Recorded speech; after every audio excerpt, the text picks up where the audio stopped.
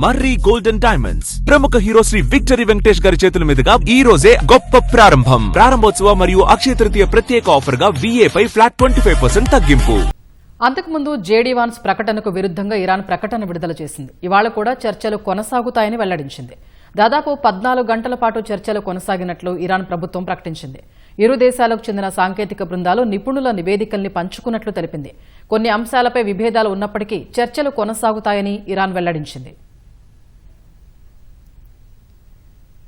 పశ్చిమాసియా యుద్ధాన్ని ముగించే లక్ష్యంతో ఇస్లామాబాద్లో అమెరికా ఇరాన్ మధ్య సుదీర్ఘంగా శాంతి చర్చలు జరిగాయి.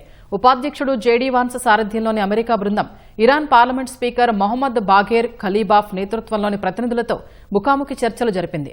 1979 ఇస్లామిక్ విప్లవం తర్వాత అమెరికా ఇరాన్ మధ్య ప్రత్యక్షంగా ఉన్నత స్థాయి చర్చలు జరగడం ఇదే మొదటిసారి. పాకిస్తాన్ ప్రధాని షహబాజ్ షరీఫ్ ఇరు దేశాల ప్రతినిధి బృందాలతో విడివిడిగా సమావేశమైన తర్వాత ఇస్లామాబాద్లోని సెరీనా హోటల్లో త్రైపాక్షిక చర్చలు జరిగాయి. కాల్పుల విరమణను ఎలా ముందుకు తీసుకువెళ్లాలనే అంశంపై అమెరికా ఇరాన్ ప్రతినిధులు షహబాజ్ షరీఫ్తో చర్చించినట్లు సమాచారం. పాకిస్తాన్ కాలమానం ప్రకారం ఆదివారం అర్ధరాత్రి 1 గంట వరకు చర్చలు జరిగినట్లు ఇరాన్ విదేశాంగ శాఖ అధికార ప్రతినిధి వెల్లడించారు. దక్షిణ లెబనాన్పై ఇజ్రాయెల్ దాడుల్ని తగ్గించడం తాము పెట్టిన ముందస్తు డిమాండ్లు పరిష్కారమైన తర్వాతే త్రైపాక్షిక చర్చలు జరిగినట్లు వెల్లడించారు. చర్చలు సాధారణ స్థాయి నుంచి నిపుణుల స్థాయికి చేరినట్లు పేర్కొన్నారు. ఆర్థిక, సైనిక, న్యాయ, అణు కమిటీలు చర్చల్లో పాల్గొంటున్నాయని ఇరాన్ ప్రభుత్వం తెలిపింది. ఇంకా కొన్ని సాంకేతిక అంశాల్ని ఖరారు చేయాల్సి ఉందని ప్రకటించింది.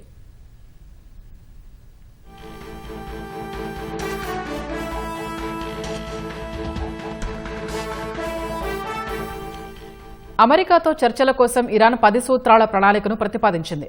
అందులో శాశ్వత కాల్పుల విరమణతో పాటు భవిష్యత్తులో తమపై దాడులు చేయకుండా గ్యారంటీ ఇవ్వటం, అమెరికా ఇజ్రాయెల్ దాడులతో జరిగిన నష్టానికి పరిహారం, హర్మూజ్ జలసంధిపై నియంత్రణ పూర్తిగా తమకే కల్పించటం, విదేశాల్లో స్తంభింపజేసిన తమ ఆస్తులను విడుదల చేయటం, లెబనాన్పై ఇజ్రాయెల్ దాడుల్ని ఆపటం వంటి డిమాండ్లు ఉన్నాయి. విదేశాల్లో స్తంభింపజేసిన తమ ఆస్తుల విడుదలకు అమెరికా అంగీకరించినట్లు ఇరాన్ అధికారిక ఛానల్ తెలిపింది.